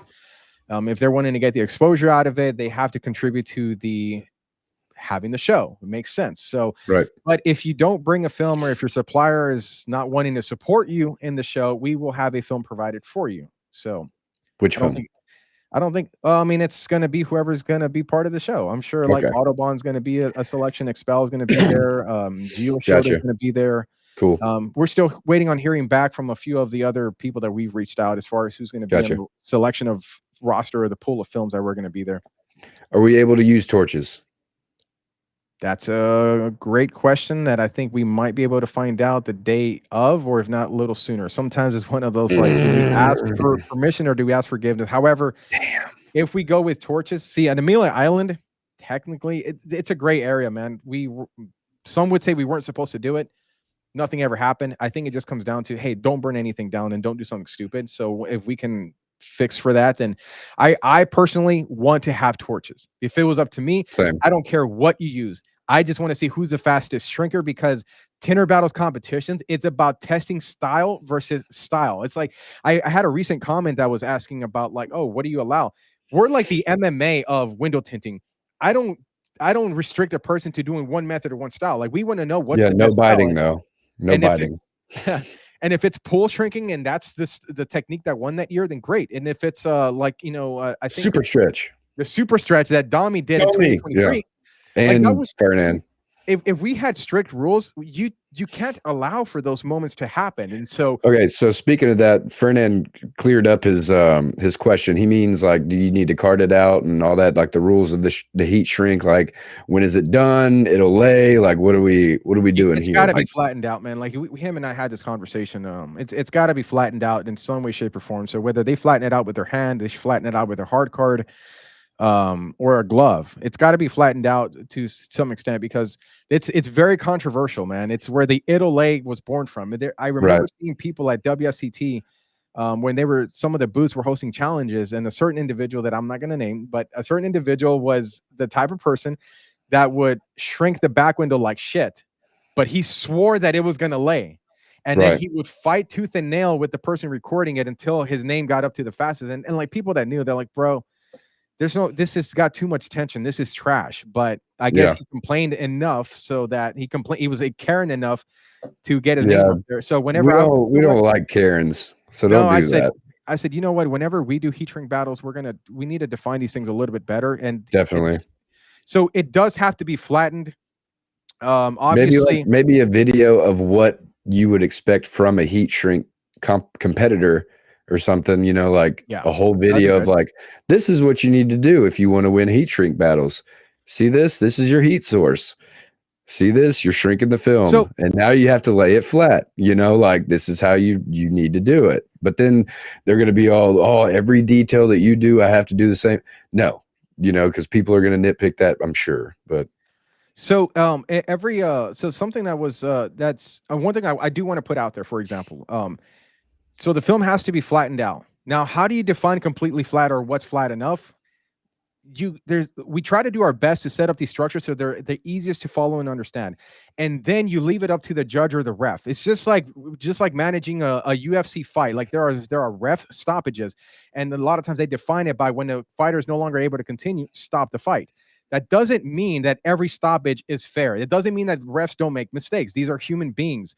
So with that in mind, is we are laying out the rules in a way that is as detailed as you can get. But ultimately, who's going to determine whether it's an acceptable shrink or not is going to be the ref, and the person in that role has to know what TF they're doing so that they know it's like, hey, this is acceptable or this is not. You know, I know a couple of guys, they love to speed shrink all the way through, but they leave tension lines all over the glass. And they'll say, oh, that's going to lay, that's going to lay. I'm sorry, this is not an opinion. If it's going to lay, it's got to be a fact. So, and who's going to determine that is going to be the judges. We're most likely going to be running with 3 judges this time. We always done, you know, 1 ref. Last year we had Dave Dellinger and Dean Mitchell being 2 refs, but I think this time we're going to be doing 3 because, you know, what is considered flat, you know, if you've got a little air peanut, you know that's going to lay. But a competitor might say, no, that's not fair. Like it's technically not on the glass and blah, blah, blah. Right. That's why we want to have the judges on there. We want to make it as fair of a competition as it's ever been. And, you know, it's fact flat that past the matrix, policy, right?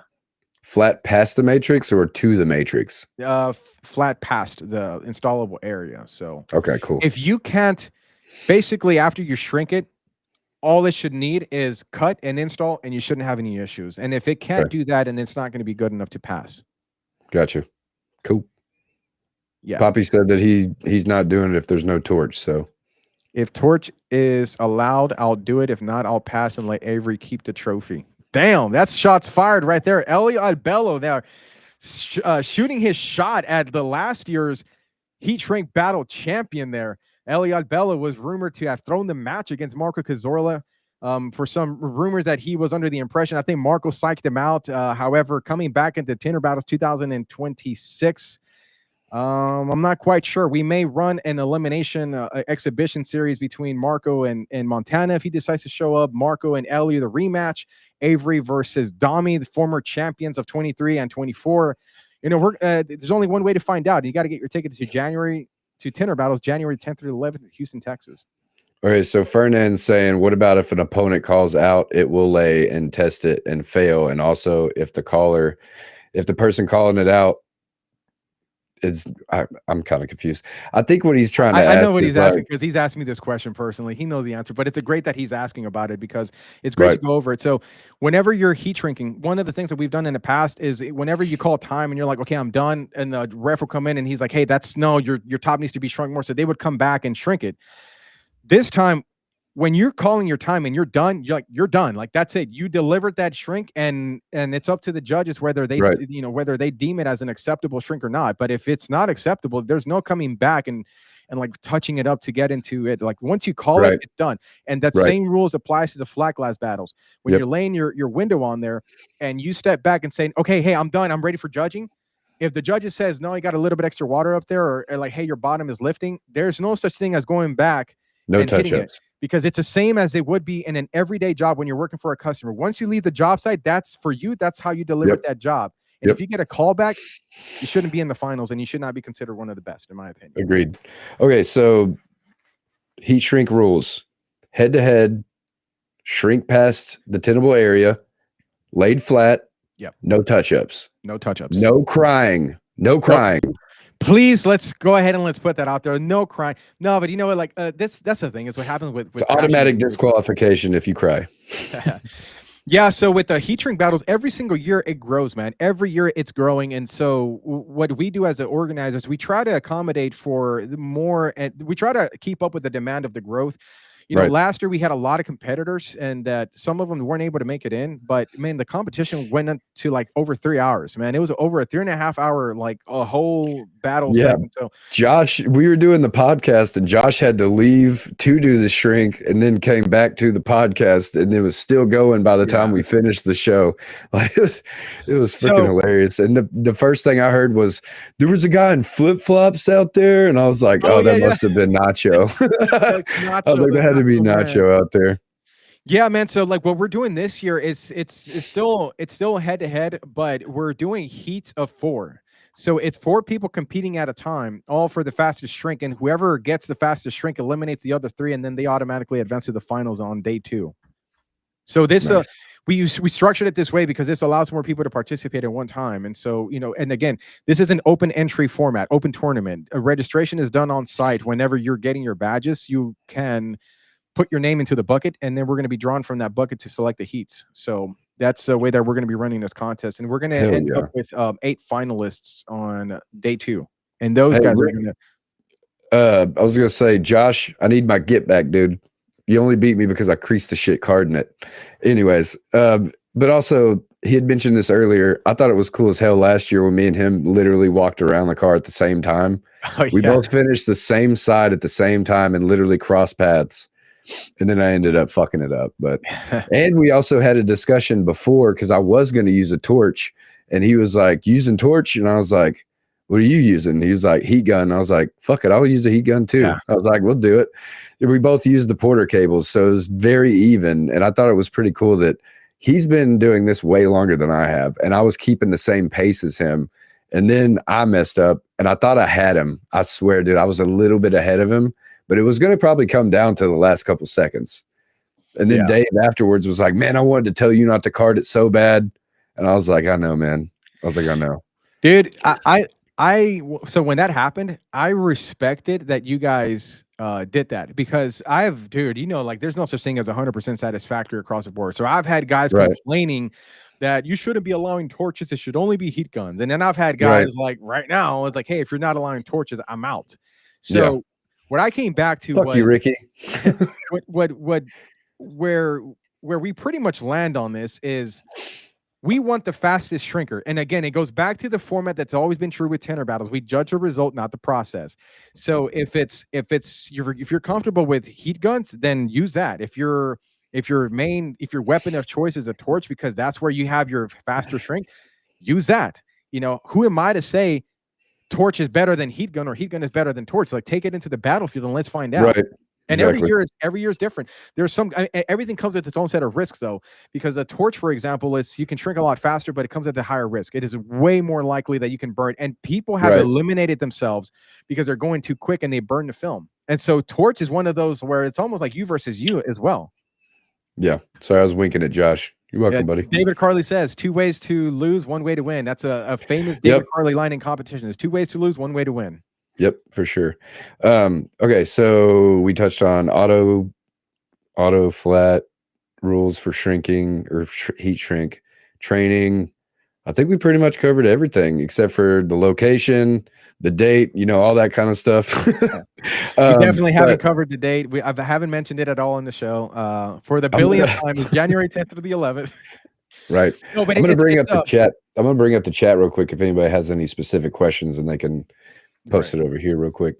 But yeah, I'm super excited for it, man. I'm you know me, man. I wasn't going to go to Reno, and I was kind of bummed, and then that didn't happen with WFCT and all that, and then this is happening in Houston, which is making it bittersweet because it's like, I missed out on going to WFCT, but now we're going back to Houston, so it's gonna, and it's only 7 hours from me, and I'm so excited about that. Like, I only have to drive like right down the road, feels like, instead of going 15 to 20 hours somewhere, Yeah. One so thing I'm excited.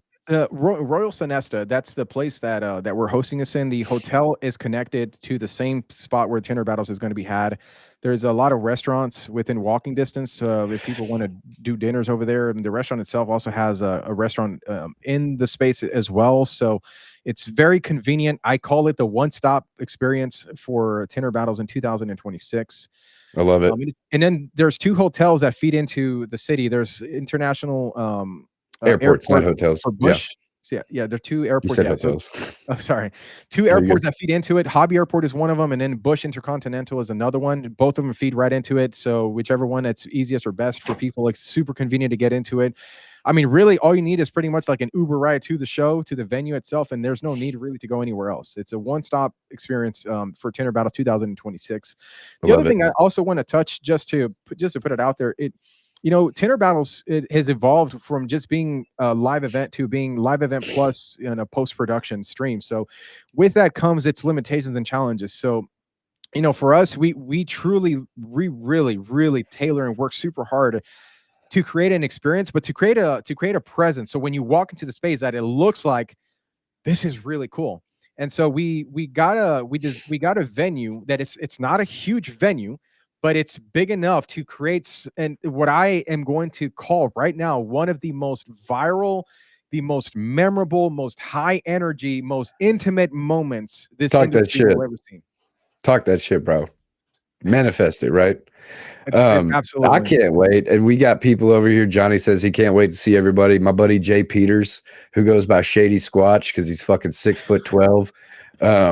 He's awesome. Him and his wife might be coming, which is going to be great. Love both of them. I actually met them through TikTok. So they caught my live stream one day, and apparently me and him are super alike when it comes to things we do and like, and it's crazy that you meet people that are a lot like you, happenstance on social media, and then they start liking the things that you do, and they're like, I want to go to this thing too. So they might be there coming all the way from Michigan, which would be awesome. It'd be great to meet them in person. And then Brent, I want him to go, the traveling tinner. Some of my friends have even mentioned maybe wanting to go to one day, and I think this would be the one to go to because I got a couple friends that they've been to Houston, they love Houston, and I'm like, dude, get you a fucking ticket and come on, man, come cheer me on, dude. Put on a shirt and let's have a good time, man.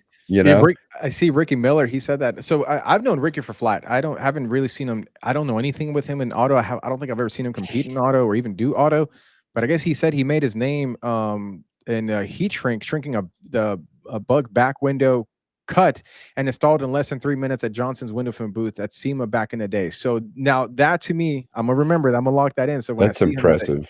At the heat shrink battles, I'm gonna do my commentary. 3 minutes. That's crazy.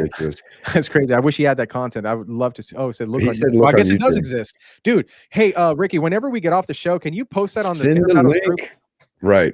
Yeah, put it on there. Be like, group, or or share it on your story. Tag at Tinter Battles on Instagram, and I'll reshare it, man. Because I have to see that. If you caught that on video, I've got to see what that's like, because that's gonna be pretty cool. But did Dude, you card it? But did you card it? He laid it, bro. He actually laid it. So that's wild, man. Yeah, it must have been the 1970 Beetle with the little bitty back glass, dude. It had to be. Already with the gasket doubts. around it. I'm just Shady kidding. J doubting the great Ricky Miller, former champion of WFC. Talking shit, dude. Getting ready for this competition, man. Yeah. Ricky, by the way, if I go against you and I beat you, man, I am never gonna let you live it down, dog. Just telling you right now. Ooh, the stakes just got higher. Don't tell the commentator that, because I'm going to say that on the mic. Oh, do it, bro. I took on one Miller brother and lost. I got to go at least one of one, you know. You got to get your one revenge. and one. There you go. You're avenging a Miller loss. And now got to. Dark Truth podcast host Shady J returning back to the heat shrink battles, defending his legacy and avenging a devastating loss that he suffered a couple of years back. But yeah, man, if anybody has any specific questions on anything that they're unaware, or not unaware, but unclear on from the show today, I did go a little longer than normal just because it was an earlier show and it's a Monday. I know Cash is about to have the Film Pro podcast with a guy who has one arm that wraps vehicles, which is crazy. I saw that and I was like, what? I said, in my head, I'd literally go, that squirrel can water ski. Like, that was the first thing that came to my mind. Just because you're blown away, like you're mind blown of something, right? Yeah. Yeah. Also, something that would be cool would be like heat shrink call out battles. I think you've talked about that before, but I think that'd be something pretty cool to get into. Yeah, just be like, basically. Like your opponent? Hell yeah. Like if your name gets drawn, you're like, I want that person. And then y'all battle, you know?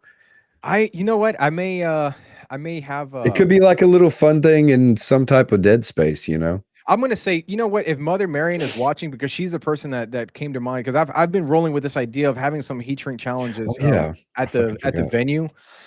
They normally, you know, it's funny, man. Like, we reward creativity, so if you have an idea, please take it to me. Mother Marion and the EPD team, many times when they go to the shows, man, they take a lot of like initiative to do some creative stuff, and I've seen them do like challenges. And so, Marion, if you're watching this, I'll say it in front of everybody, but if you are interested, yeah, maybe. But Marion, if you're interested in hosting some kind of shrink challenge at Tinter Battles, and maybe we can fuse Jordan's idea about the call outs, you know, let me know. Dude, like, half a windshield, you know, like split the windshield in half with a dry erase marker or something. And then like you have this side, he has that side, or she has this side, you have that side. You got to finish your side. You can't over shrink over there. Like something crazy, right? Bro, Cash wants a piece of the Texas squeegee. Cash, I will smoke you, bro. I will smoke you doing double roll. I will self-commentate on the competition, and I will smoke on the shrink, bro. So challenge. Dude, the handler versus this. That's a great title. Just saying, like you got to run that at least once.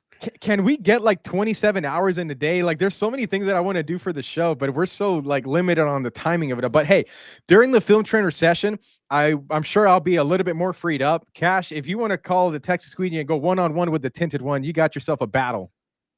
Oh, snaps. You heard it here first. Okay, so just to clear things up, Johnny was asking, so if we sign up to do the auto competition, our general admission that comes with that qualifies you to enter the flat glass competition, or no? No, they have to be, you have to register separate. So flat glass automotive is a little bit different. The way that we're taking the prize pool from that is coming from the entries for the competitors. So if you want to do a double division, then you would have to sign up for both of them. I think Ricky Miller was, I think so far is the only one. You have to pay twice. Yeah, because automotive is a little bit separate. So automotive is a separate division. So, you know, that comes with its own belt and its own prize pool. So if you want to do both, sign up for both. And so that whenever, and also when you go through the entries, so when you're filling in your team names, you have to fill in the team name, the team members for flat glass, and then team members for auto. And that's how we're tracking the teams in attendance. Gotcha. Yeah. So like I said, me and him are going to be doing auto, and then he's doing flat glass, and I'm stepping out. I want to see who his partner is going to be. Oh, dude, I'm not divulging that information. That is not my news to tell you, sir. Return of the Blades. Yeah, dude, Team Shady Blades coming out of the woodworks. Yeah. That's gonna be interesting to seeing Johnny there. You know, Johnny was telling me about his kids, man, like that they've been to Tinder battles. They want to see him compete again. So I think for me, I'm excited to see Johnny compete because it means, you know, a lot of the times what makes it very entertaining is the guys that they don't do this for money anymore, man. They do it more for a legacy. They do it because they're proud of what they do. They're passionate about what they do. This is a moment where they got millions of eyeballs on them, whether they flake and give out or whether they overcome adversity and end up getting the top and winning the championships. That's what it's all about. And see, that's why I was telling you the other day, like, I want to give it another shot and maybe a couple more shots just because, like, my kids loved going to Amelia Island and they were a little younger and they kind of remember it. My daughter definitely does. But my son, he doesn't remember it as much, but he remembers Wiz Castle because of all the pictures that he has drawn and people had bought some from him and all that kind of stuff, which he loved. He loved that, man. Yeah. So he's excited to go back to Tinder battles because he associates it with people enjoying what he was doing there while they were enjoying what they were doing there. You know what I'm saying? So now he's going to have more of an idea of what he can do there. I'm sure there'll be a little bit more excitement when it comes to the, you know, the kids being there. And it's really cool to have them see me be in the shit, you know, in the spotlight or whatever you want to call it. And like, you know, dad's out there trying to beat these people in this competition, you know? And then, you know, if I win, that'd be amazing. And then they'd be like, Dad won a belt, tinting windows. You know, like that's so cool.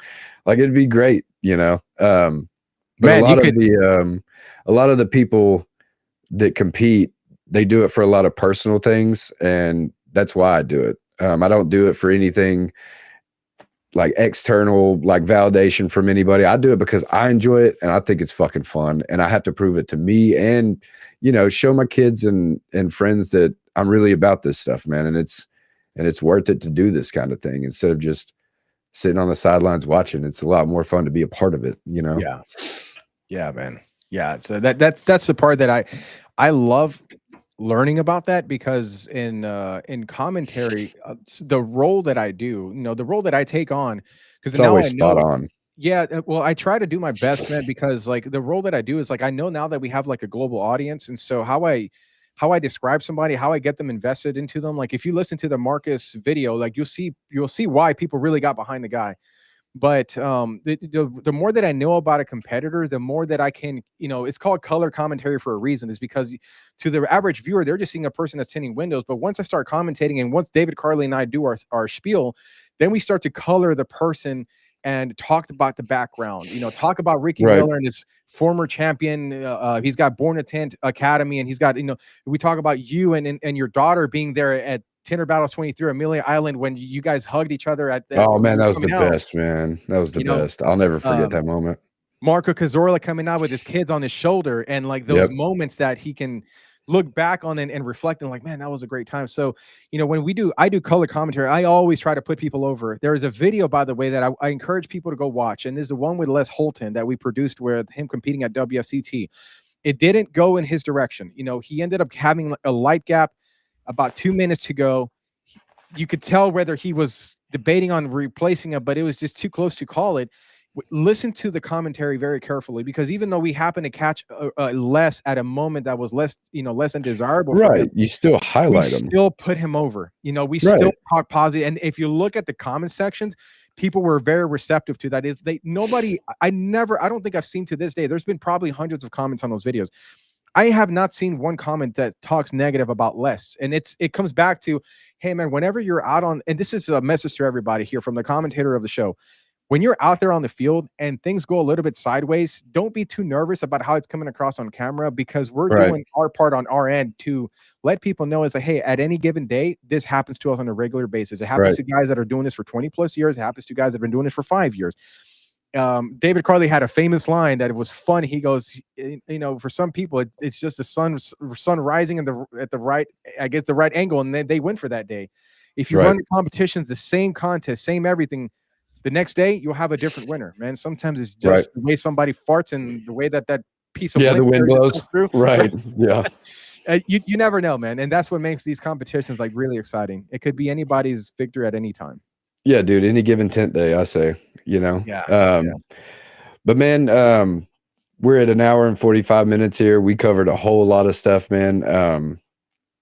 And I know Cash is about to start his show here in the next 15 minutes, so we're going to go ahead and wrap this up. Carlos, man, I really appreciate you being on again, and answering the questions and giving the information that people probably will still ask you about in comments and DMs. But if you need to, you could just direct them to this video and be like, go watch this. I explain everything, or, whatever.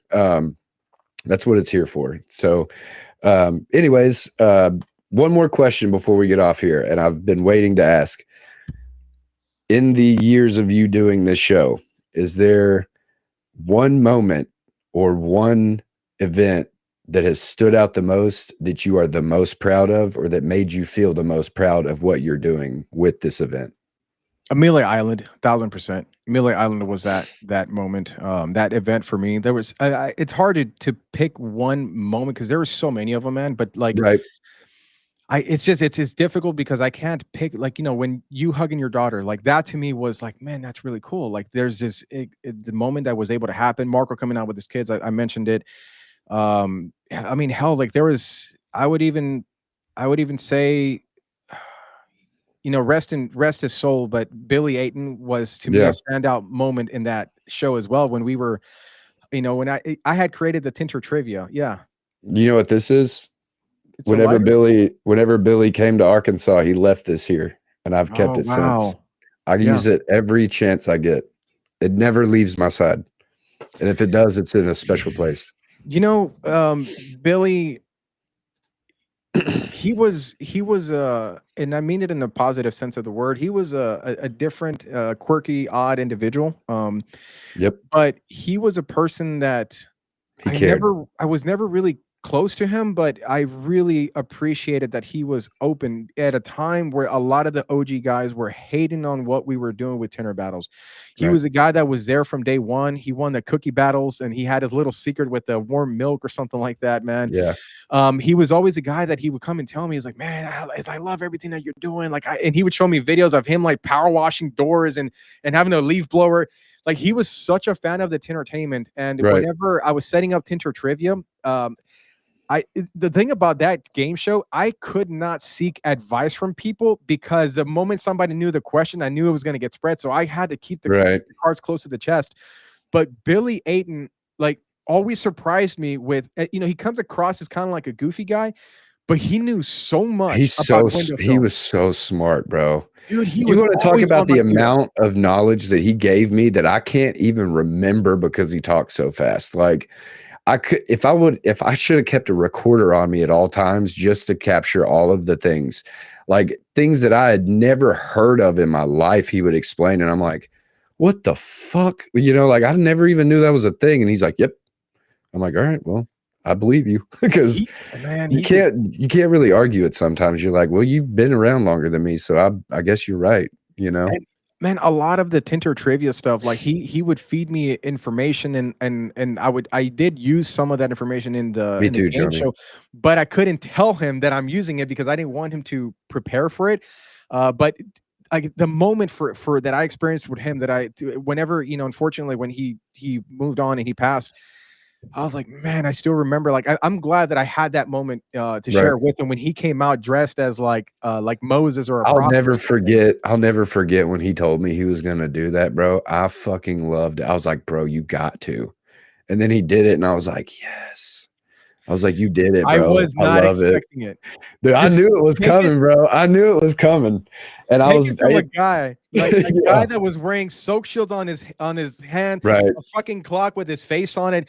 Take it from a guy that was doing goofy stuff like that to get his name out there. When Billy came out for that, I was the biggest fan of him doing it. And I told him afterwards, like, I didn't expect that, man. Thank you for that moment. Like, this was awesome.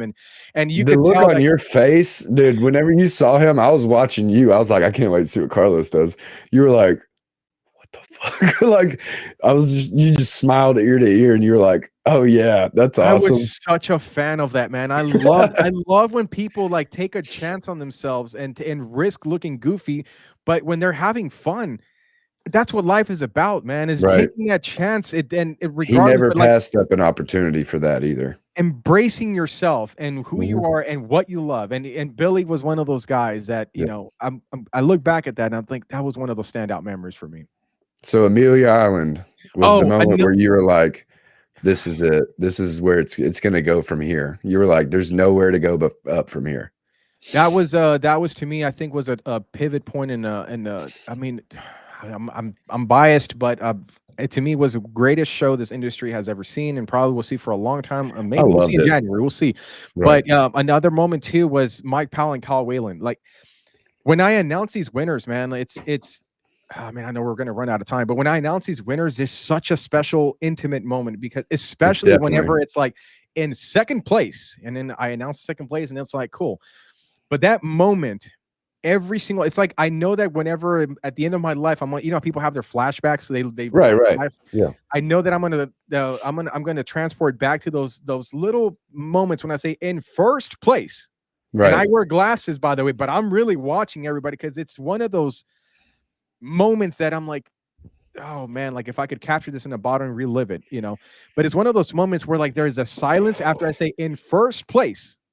Yeah, everybody's like, and it's dead quiet. And then it's like announcing the winner. And whenever I announced Mike Powell and Kyle Whalen, it was every single year there's an eruption. But I'm announcing Mike Powell and Kyle Whalen at a time where Autobahn was starting to really like, they were getting traction going. Yeah.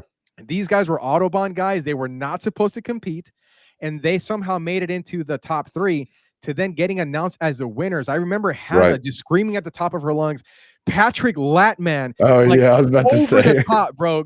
Jumps on stage. That's my friend. Puts him, Patrick and his guy, his boy that was there, they put him on his shoulder, and like, dude, it was the type of celebration you see at Super Bowls. And when that happened, like that, I would say the standout memory probably out of all of them was that moment, because we had stuff planned after the winners. We announced we had giveaways, but the moment I could literally see it, the moment lifted, like I was a driver of the moments through the entire show.